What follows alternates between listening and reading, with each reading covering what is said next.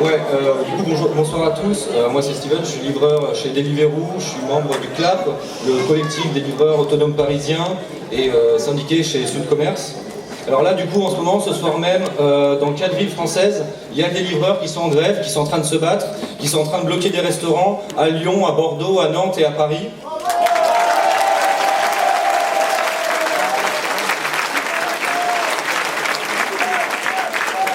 Et du coup, je vais vous parler un petit peu de notre lutte, de notre secteur et de ce qui se passe chez les livreurs. Du coup, vous le savez certainement, les livreurs, on est un secteur ubérisé. Ubérisé, ça veut dire qu'en fait, on n'est pas salarié. Et très concrètement, ça veut dire que le code du travail, pour nous, c'est un truc qui n'existe absolument pas. Pour vous donner quelques exemples, on est à vélo ou en scooter, tous les frais de réparation, quand il y a un problème, c'est pour notre pomme. On n'a pas le droit aux cotisations de chômage, on n'a pas le droit à la retraite, on n'a pas le droit aux congés payés, on n'a pas de sécurité sociale.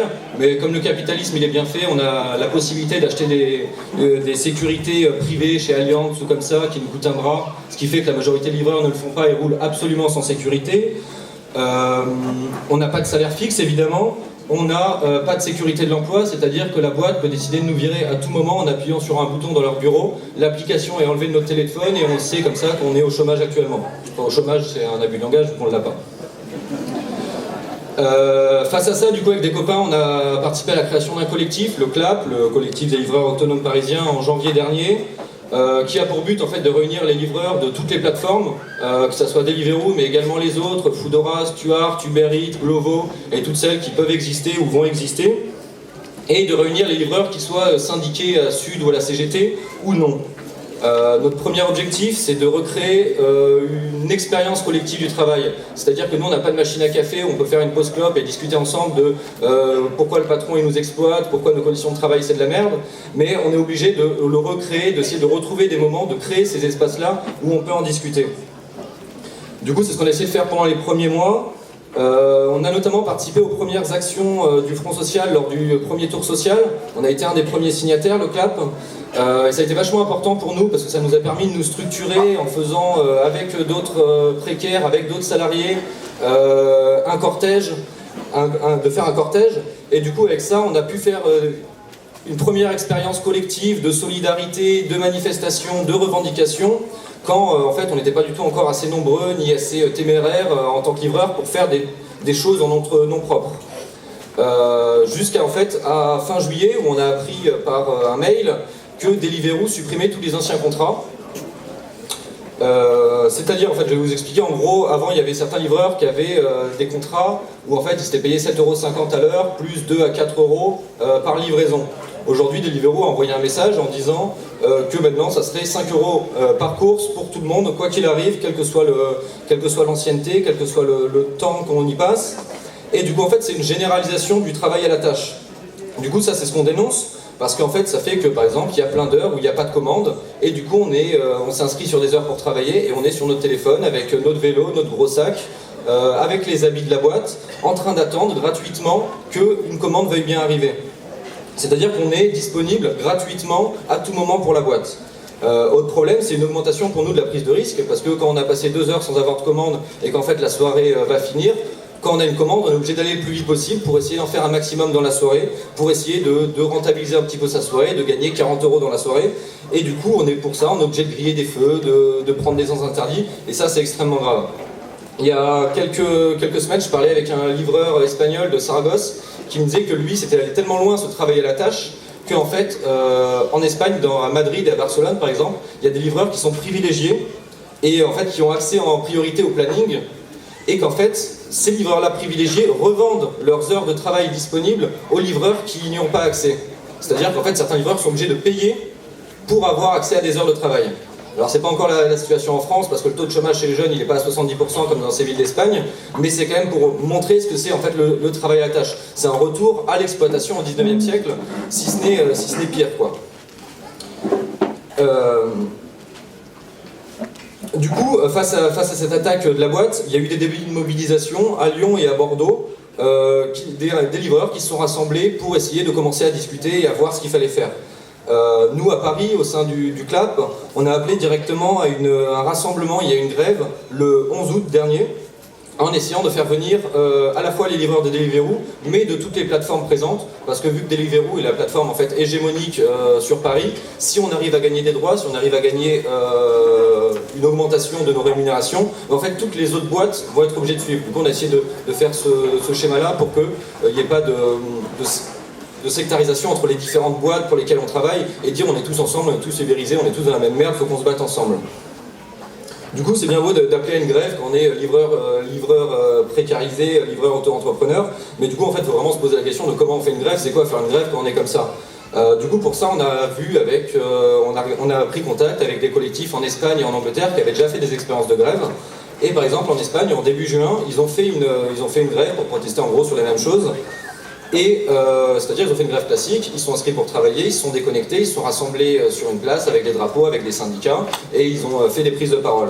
À la fin des prises de parole, c'est-à-dire 1 heure plus tard, l'ensemble des livreurs avaient été virés et n'avaient plus l'application disponible sur leur téléphone.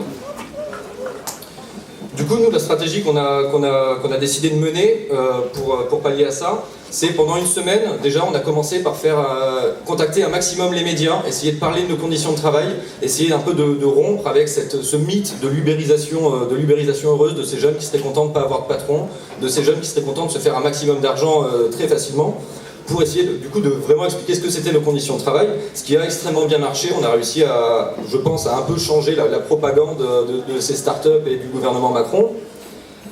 Et on est allé tracter tous les soirs devant des restaurants avec des papiers pour parler aux livreurs, pour recréer du coup ce lien de confiance, pour se dire venez, on y va, on est tous ensemble, si plus on est fort, plus on pourra se protéger mutuellement, plus on est fort, moins on aura de répression. Du coup les convaincre, mais ouais, surtout les rassurer de la possibilité d'une action. Du coup, le 11 août, ça a été une franche réussite. En gros, c'est entre 75 et 100 livreurs qui sont venus au rassemblement, plus à peu près entre 300 et 400 soutiens des politiques, des syndicalistes de Sud, de la CGT, des gens du Front Social, des gens d'un petit peu partout, qui sont venus pour nous soutenir. Et on a fait un rassemblement pendant 1 heure où on a parlé de nos conditions de travail, où on a échangé entre nous. Et ensuite, on est parti en manif sauvage pour aller bloquer des restaurants. C'est-à-dire qu'en fait, on va devant un restaurant, on allume des torches, on chante des slogans, et en fait, on empêche toutes les commandes Deliveroo de sortir de ce restaurant-là jusqu'à ce que le restaurateur déconnecte l'application pour toute la soirée, et du coup fasse perdre un maximum d'argent à la boîte. Les livreurs qui, eux, travaillent, on les empêche de récupérer leurs commandes en leur disant d'appeler la boîte et de dire que les pauvres, ils n'ont pas de chance, ils ont été bloqués, et que, en fait, ils gagnent quand même l'argent de cette course-là. Et après, ils peuvent nous rejoindre en se déconnectant. Du coup, ce que je me disais, c'était une grosse réussite. Il y a eu beaucoup de monde pour un secteur aussi précaire, aussi atomisé, de jeunes qui viennent de banlieue, qui viennent de milieux étudiants, en plein mois d'août. Ça a été une grosse réussite et ça a mis beaucoup de baume au cœur à plein de livreurs. Et ce qui fait que, par exemple, d'autres villes aujourd'hui essaient de créer des collectifs pour essayer de faire la même chose. Des étrangers, des Allemands et tout nous ont appelés pour savoir comment on avait fait pour essayer de discuter. Du coup, là, actuellement, on espère gagner sur nos revendications. Parce qu'il n'y a pas eu pour l'instant de réponse de Deliveroo, mis à part ils ont envoyé un mail à tous les restaurateurs pour essayer de les rassurer, ce qui est plutôt une bonne chose pour nous, ça veut dire qu'ils commencent à flipper. En gros, nos revendications, c'est l'augmentation du prix forfaitaire de la course de 5 € à 7,50 €, plus, et c'est certainement le plus important, des minimums garantis sur les heures où on travaille, c'est-à-dire 15 € pour toutes les heures creuses et 20 € pour les heures pleines, c'est-à-dire en finir avec ce travail à la tâche et ce retour au salariat du 19e siècle. Du coup, comme je disais au début en introduction,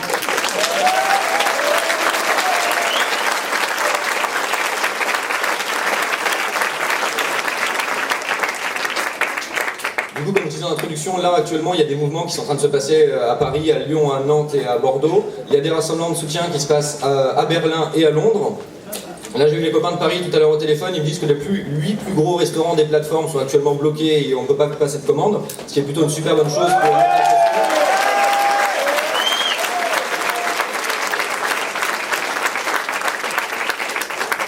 Et justement, il faut leur mettre la pression parce que demain, on s'est donné rendez-vous à 15 h place de la République avec l'ensemble des livreurs pour faire une manif ensemble et aller voir Deliveroo à leurs locaux parce qu'apparemment ils ont oublié de nous répondre, ils ne nous ont pas entendus. Donc on va aller toquer à leur porte et on va leur demander des explications.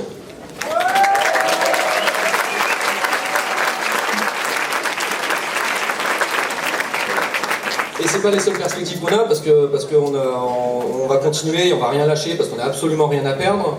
Dès le 27 septembre, du coup, avec les Anglais, les Allemands, les Italiens et les Espagnols, on est en train de réfléchir à organiser une véritable grève transnationale, parce que si leur exploitation n'a pas de frontières, notre solidarité ne doit pas en avoir non plus.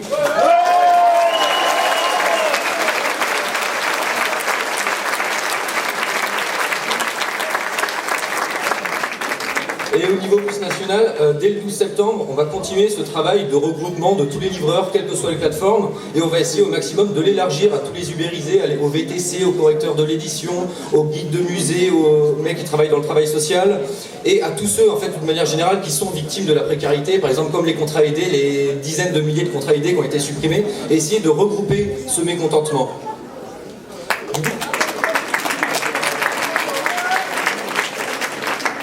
Du coup, on va vraiment essayer de faire ça, ce travail de regroupement, d'empêcher l'isolement pour tous ceux qui, en fait, comme nous, déjà, on connaît déjà ce que c'est la loi travail XXL.